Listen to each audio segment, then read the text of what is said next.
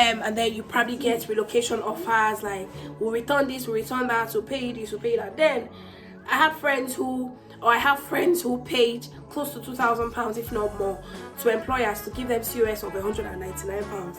It was that difference. Do you get it? And you now get an employer, you still have to repay them, you still have to pay rent, you still have to it was a lot. Do you get it? Then you should now feel OSCE on top of that one. I mean, you to check. The contract stated £34,900 per annum once I get my PIN. Wow, I mean, I'm talking 2017. That was a big deal, and I thought, okay, this is juicy. And I had friends feeling OSCE in the same care home. There was no support. All you get is, have you got your PIN yet? What I said to myself, I do not want to fail OSCE. The psychological trauma is too much. I mean, well, I sat then, because then it was a big deal. So I packed my load, put my shoes on my head, and left care home. 10 months down the line, I became a senior NHS nurse, happy, growing, and fulfilled. Do you want to know when to apply for the next role? Want to know how to progress in your career? Then this video is for you. Stay tuned. Yay, we made it to the new year. Happy New Year, everyone. Happy New Year. I'm so glad we made it, and I pray this new year is a great year for us all. Amen. Right, my name is Olubukola Akimolayo Ogundele. I'm a registered nurse. I live and work in the UK, England to be precise. I'm a vlogger. I do YouTube videos on lifestyle, marriage, nursing, education, a bit of everything. Is this something you fancy? Do you want to catch fun while learning? Then please subscribe to my channel. It's entirely free to do so, and please like my video if you don't mind. It's very good for my YouTube algorithm. And also share my video. It is entirely free to do so. Support your girl. I will gladly support you as well if you tell me what you do. Right, let's get into it straight away. So I just want to talk to you about how I journeyed from being a care home. Well, I wasn't a nurse, to be honest. I worked as a pre-registered nurse. I did my degree in nursing here in the UK, so I had an idea about how the system works or worked from the beginning. So I did not just come in directly from Nigeria to becoming a nurse in the UK, if you get what I mean. So I had a bit of transitioning, so I sort of took my time growing into the system. So when I then got my PIN to work as a nurse, I wasn't that shocked, because I already knew what to expect from them and how to go about life in the UK. So it was different from people coming in directly as nurses now, and the times have changed. I mean, now you can come in, apply directly with the all requirements thing. I don't want to go into that. I don't want to delve. That's not the purpose of this video. So if it's something you're interested in, just let me know. If you're watching from abroad and you'd like to know like a very simple way to get yourself into the UK in just a month or two to work as an NHS nurse or care home nurse, then let me know. I'll do a video on that. Anyway, back to the matter. So that was then where it wasn't as easy as it is now. And then I was working in a care home, and I was working as a pre-registered nurse, and you get paid. I think my what's it called, my per hour salary was £8 something. So I was getting paid £8 something. So that's about band 3 salary, if I'm right, or a band 2. I'm having a feeling it's a band 2 salary, to be honest now. I don't think it was up to £9. I could be wrong. I can't remember vividly now, to be honest, except I find an old payslip. Anyway, so but my annual salary must have been, I don't know why I've forgotten so quickly. It must have been 21 or 18 or 19, something in between. So, and then, but the promising thing was, the moment we got our PIN, we would then start to get £18 per hour, and I think at the end of the day it would amount to 34,900 without tax per annum. So I was looking forward to that moment. But you know what, as at then, people were failing OSCE. We didn't have that many trust or that many care homes who would gladly send you off for trainings, private trainings, to get your OSCE scenarios, or to simulate the OSCE environment for you to prepare towards the exam itself. We didn't have anything of such, so that it was a fail thing where people would call a friend like, do you know anybody who has recently done OSCE? Can you help me with their number? Can we, you know, support each other? Can you tell me what they asked you? That was all we had then. Do you understand? So it made it really, really dicey, and we just had just 8 pie and maybe three stations, if I'm right now, but I'm aware now that we have quite a number of stations. So things have changed, the times have changed. So anyway, back to the matter quickly. So there was no support now. I have friends who were, you know, failing, and I thought, okay, so what can I do? I don't want to fail. And I sat then, just to let you know, once you fail twice, you have to go back home, if I'm very right, or 3 times. I could be wrong. If we did OSCE together at that point in time, please remind me how it was. You can put it in the comment section, just, you know, to remind me. It must have been, if you fail twice, you're not allowed the 3rd attempt. You have to go home and apply again and come and do your 3rd attempt following coming back from home, except you have a special circumstance, in which case you then come and do the 3rd attempt following the whole coming back. It was just too much, you see. And I sat then, I'm talking about times where, you know, some of our friends paid employers to get COS from them. Do you get it? You know how now you get a package? So I mean, times that have changed now. You know, you get your COS.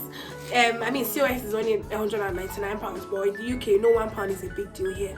So, and then you probably get relocation offers like, we'll return this, we'll return that, we'll pay this, we'll pay that. Then I have friends who paid close to £2,000, if not more, to employers to give them COS of £199. It was that difference. Did you get it? You then get an employer, they would employ you as a band 2 nurse, band 3 nurse, pre-registered nurse. You're getting stipends from wherever it was you borrowed your money for to get that COS, just so you could remain in the country instead of going back home after uni. Do you understand? You still have to repay them. You still have to pay rent. You still have to it was a lot. Do you get it? Then you should not feel OSCE on top of that one. I mean, you to check. So, but to be honest, I didn't have to pay. Anyway, I wouldn't go into that, just so I'm not, you know, digressing too much. So back to the matter, I then said to myself, I don't want to fail OSCE. You are not supporting us. Go and find a friend. Have you got PIN? Those are the things coming out of their mouth. So God's so good. I have a friend who was in a hospital not too far from Essex where I was working. So she said she was in this hospital, this was happening, that was happening, and they simulate exam scenarios for us, and if I'm happy or if I'll be happy to join. I was so happy, like, why wouldn't I be happy? So I applied, I got the job, and then I applied for my visa and everything. So I did all I should do, and then I joined the trust. So to be very honest with you, if I was still in a care home, had I not left because I went supporting towards getting my PIN, would I have stayed in a care home following getting my PIN? I would say no. To be honest, like I said in my previous video, if you haven't watched, big shout out to everyone who has watched that video, left me a comment, left me a like. Thank you so much. Some people didn't leave the comments on my YouTube channel, they left it on WhatsApp for me. I just cannot thank you enough. Thank you so much for watching. And I just feel like at some point or the other, we should be able to rub minds and talk like sisters or brothers or siblings, and be able to just feel as though we can support ourselves, we have people to lean on. That was why I did that video. I will be doing more based on people's requests, but I'll go back to the matter of this video now, which is, I then said to myself, I mean, I don't think care home is for me. We all know what we like. The moment I enter a care home, I will not lie to you, that smell that attracts me, that welcomes me, is not for me. You know, when you enter, it's as if I want to go and walk in somebody's house. I'm smelling their soup, I'm smelling their clothes, I'm smelling their jackets. I'm like, no, this is not me. Do you get it? I love the proper smell of methylated spirits, the proper smell of hospital blood, the proper smell of everything hospital smells like. That is me. Do you get it? In my last video, I was talking about a friend who likes to clean bomb. That is what makes her tick. And that is just what me I'm like as well with care home and NHS. So it's not to make anybody feel anyhow. Like I said, we have to respect our choices. So that is my own choice. And had I gotten my PIN with them, I would have still left anyway. So they went supporting me. I carried my bag, put my shoes on my head, I ran off. So in this NHS trust, we're getting the same pre-registered rate anyway. But the good thing was we're getting enhanced hours. So should you do nights or weekends, you get enhanced hours. But in that care home, we went getting enhanced hours. Whether you do night, weekend, or whatever, you get the same rate, which I did not like again. So I continued in that line. I eventually got my PIN towards the end of that year, and then not long after, I fell pregnant. So I went off maternity leave. At the end of the day, counting my fingers, I must have been or stayed as a band 5 or physically worked as a band 5 for 10 months. Not counting the month I was on maternity leave, if you get it. So, and that then leads me to the next point of, when do I apply for the next role or the next band or the next level? I'd say to you, I suppose you know already, there is no automatic promotion. So if anything interests you, you've got to apply for it. And how do you know that something is happening? You have to stay glued to your track jobs, your NHS jobs, or maybe you like a particular trust or your own trust. Just go through their vacancies on LinkedIn, on the trust website. Just keep looking, or keep asking people that you know you trust. I'll tell you when things are going on. And that I know of, there is a pot for funding for each nurse up to £10,000 per year. But often at times we don't know this, and often at times the ward is too busy. Your manager probably cannot afford sending you off on trainings or on whatever. So for that reason, nobody talks about it. But in fairness, you can go for trainings and ask to be funded, and it is not a public fund. It's just something that is applicable to everybody. Do you get it? So, but like say there's a training that you think will benefit the ward that you are in. So in that kind of instance, of course, they've got to do an assessment like, okay, you want to go for a diabetes training, whether outside, whether it is our trust arranging it, but the money has to come from the pot of the funding allocated to you for that year from Health Education England. But do we need a diabetes specialist nurse, or do we need an alcohol specialist nurse at the moment? Whatever you're going for, falls risk or whatever, do we have enough cover, staff wise or training wise or capacity wise or competency wise or capability wise, whatever? So they've got to go through all of them assessments, and if they think, oh, indeed we need it, they would send you on that training. But should the need be very glaring and the training available, but your manager says no, you can raise it. You can raise it to somebody higher than your manager and say that, okay, this is what I've noticed, in a very diplomatic and professional way, of course. Not to say, I've only said that because you don't want to sound as though you're attacking your manager, or maybe our judgment is not good enough. It's just you trying to say, okay, I just want to debate this or appeal what she said. You get what I mean? So, okay, this is available at the moment, this is lacking at the moment where I work, and I found a training. I'm happy I can sort myself out in order to attend fully and then be of benefit to the ward in that respect. Did you get it? So then see how you get, or you speak to somebody higher, the OSM. If nothing is coming forth, you can then raise it to your union, because it's a form of development for you apart from wanting to give back to the ward and the patients. So that's how to go about things. So you stay glued, you keep looking, you keep asking. Anybody with a specialty come to your ward to assess patients, and it's of interest to you. You can take their Facebook, because oyinbo people like Facebook. So we call oyinbo people, if you are not Nigerian, we call oyinbo people white. So white people like Facebook a lot. You can ask for their Facebook name, and then be friends with them once in a while. You say hi to them, so that they can put you through, and you can ask questions. So they'll be your mentor, quote and unquote, in that line. So that's how to know. And how do you feel ready? I would say that there is no perfect time. Like I said in my old video, like I said in my previous video, I have friends who they had actually stepped into the UK, and they're already asking about senior roles. They're asking about this, asking about that. That is what they want. Do you get it? So if you feel like you're ready, and in terms of readiness, you've got to check: am I single? Am I married? Have I got kids? Have I got child care for them? What is safe for me at the moment, for my mental health, for my physical well-being? What if a single person would do back to back? They have time, or maybe they have time is relative, because at the end of the day, even though you are single, you may still not have time, if you get what I mean. So I don't want to be of that school of thought that being single or being married takes time away from people or makes time more available for people. This is what I'm just trying to say, that the time that a married person would have may not be the same time that a married couple would have married couple with children would have, if you get what I mean, even though they are both married, but one has got children, the other haven't just yet. They're single with married or whatever. So you've got to assess, if I'm going to be attending uni online, would it clash with things? Would I still be able to do my 37.5 hours? Would I still be able to, can I speak to my manager in such a way that the number of hours I used to attend training online can be, added up to my 37.5 hours, or taken away from my 37.5 hours, sorry, in such a way that you don't have to necessarily do more on top of the 37.5 hours. So if you don't have childcare, you have to physically go, or maybe thanks to COVID, everything is virtual now, and you have to be attending virtually. I mean, even if it's virtual, your husband is doing day. Your manager is not happy to take it from your take it out of your 37.5 hours.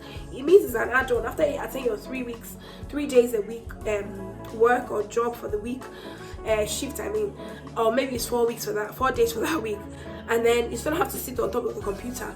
You have a baby, you have children, you have cooking, you have wife responsibility. Is it just you? So it will take a toll on you. It's maybe too much for you at that point, and maybe you've got a business or whatever. I will be doing a video shortly about thinking beyond nursing. I like it when we nurses just think beyond, okay, God forbid, if I wasn't nursing at the moment, what else can I be?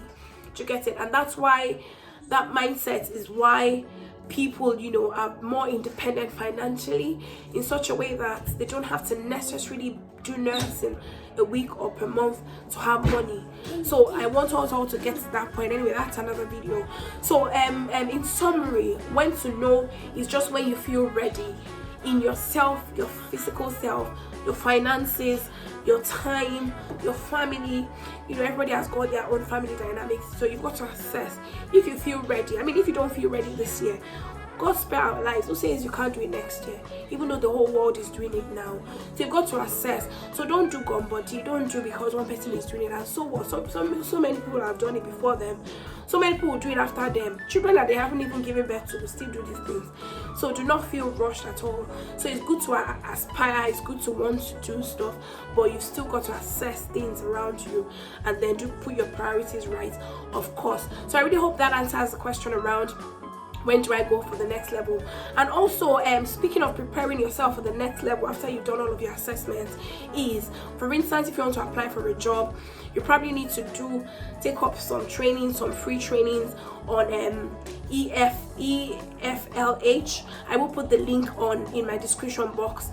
Some free trainings that you can attend online, that you can then put on your CV, or that you can then put on your supporting information if you're applying for an NHS job. That section where you explain what you can do, what you cannot do. So you can then add it there. I've done this training, I've done that training, I'm able to do this, and you volunteer yourself to do more. If somebody, a specialist nurse or somebody comes in, they want to do something special that you normally do not do on the ward, but then a patient needs it or the circumstance warrants it, and you've had to then seek some expertise or whatever, show interest, ask them how did you do that, write things down, read more about it, go for any free training you can. Even if the training is not free, I think you can afford it at that time, you can pay for it, and then add it up, and then grow yourself along that line. And of course your free training on intranet as well, try to make sure they're up to date. And then pretty much, what else can I think of? I think I've pretty much covered it. Show interest, go for trainings, whether paid or unpaid.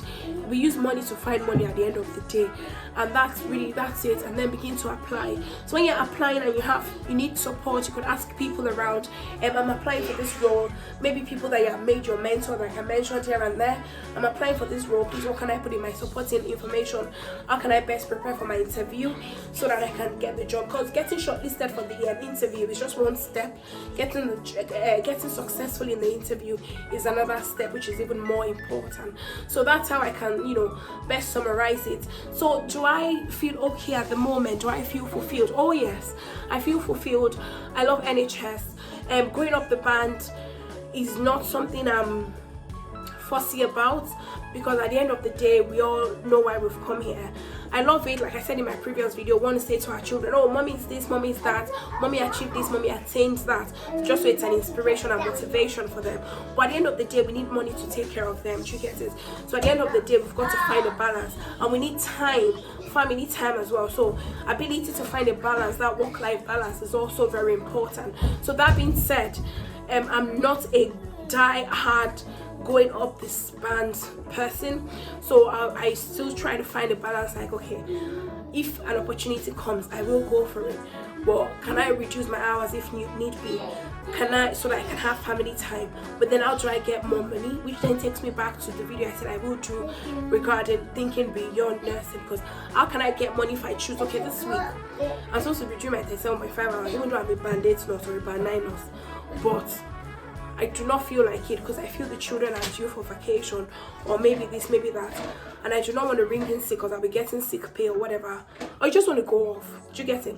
Living life based on your own term. What else can I do? What money can I get? Do you get it? So that's all I can think of at the moment. If I think of anything else that I wish I had mentioned in this video that I've probably forgotten, I will leave them in the comment section. Keep your eyes out for my comment section. Did you get value for your time? Are you happy you've watched this video? Please share my video, like my video. I'll be very glad if you do. Thank you so much for supporting me. Is there anything that has helped you go up the band as well, that has helped you, do well for yourself with regards to nursing, with regards to your finances, or moving from one place to the other in the UK? Will you please leave them in the comment section for people to learn? Thank you so much once again. Till we see again, my name is Olubukola. Remember to subscribe if you haven't. Okay, then take care of yourself. Bye.